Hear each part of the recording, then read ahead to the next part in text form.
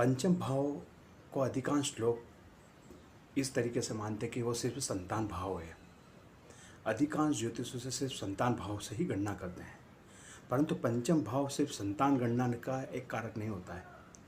पंचम भाव आपके पूर्व जन्म के पुण्य काल को भी दर्शाता है। जिस तरीके से एक पुण्य काल व्यक्ति का वंश वृद्धि और वंश उसी आधार पर कैलकुलेट किया जाता है, जैसे पूर्व जन्म का उसका क्या पुण्य रहे।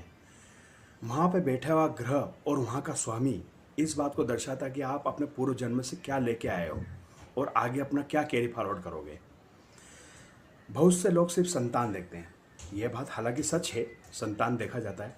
अगर आपका पूर्व जन्म का संतान का ये वंश काल है तो द्वितीय भाव उसका वंश वृद्धि होता है, परंतु यहाँ बैठे हुए ग्रह कुछ अपना अलग अलग प्रभाव देते हैं। पंचम भाव एक तरीके से अपूर्ण विद्या जो पूर्व जन्म में रह गई है उसको पूर्ण करने का एक कारक भाव है। अगर यहाँ पे सूर्य बैठा है तो वह व्यक्ति एक तरीके से आत्मसंवेशी होगा। जितना उसकी आत्मा अपने आप को ग्लेजिंग करेगी वो अपनी हर चीज़ को अपनी आत्मा से तोलेगा। सूर्य यहाँ का कारक है एक तरीके से देखा जाए तो कालपुरुष की कुंडली में। अब सूर्य अगर यहाँ का कारक है तो वह हमेशा एक ही बात चाहेगा कि वो जितना ज़्यादा व्यक्ति अपनी आत्मा को मानेगा और अपने आत्मा से दिल से निर्णय लेगा वह उसके ज़्यादा सही रहेंगे। अगर यहाँ का चंद्रमा है तो चंद्रमा व्यक्ति को यहाँ पे एक भावनात्मक रूप से अपने पढ़ाई के लिए विद्या अर्जन के लिए आगे बढ़ाएगा और पूर्व जन्म में जो अधूरा कर्म रह गया उसको आगे बढ़ाएगा, परंतु संतान भाव को भी एक तरीके से प्रॉब्लम करेगा। वह हमेशा अपने संतान की पढ़ाई से जुड़ा हुआ विषयों पे चिंतित रहेगा।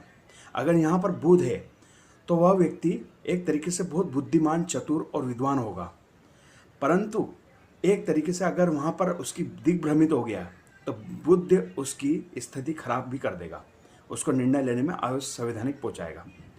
गुरु अगर यहाँ है तो गुरु असंवैधानिक रूप से विजडम और ज्ञान नॉलेज देगा, बहुत ज़्यादा विस्तृत ज्ञान बढ़ाएगा, बहुत अच्छा कारक है। शनि अगर यहाँ है तो आपके पूर्व जन्म के कुछ कर्म अधूरे रह गए, परंतु जो दिलवाएगा वो अच्छा दिलवाएगा, लंबे लेवल के लिए दिलवाएगा। वो आपको ठोकर खा खा के ठाकुर बनवाएगा। एक तरीके से देखा जाए तो अच्छा है, परंतु शुक्र यहाँ पर एक तरीके से अकारक मान सकता हूँ मैं, क्योंकि वो व्यक्ति को ऊपर की तरफ उठने का उत्थान करेगा नहीं। और राहु तो यहाँ पर एक्सप्लोर है, वो जितना राहु जितना एक्टिव रहेगा वो व्यक्ति अगर क्रिमिनल केस की स्टडी कर रहा है तो क्रिमिनल बढ़ जाएगा, अगर वो ज्योतिष पढ़ रहा है या कुछ अच्छा नॉलेज बढ़ रहा है, धर्म कर्म पढ़ रहा है तो वहाँ बढ़ेगा। केतु है तो केतु सिर्फ उसे वैराग्य और मोक्ष की तरफ ही लेके जाएगा और कुछ नहीं करेगा। धन्यवाद।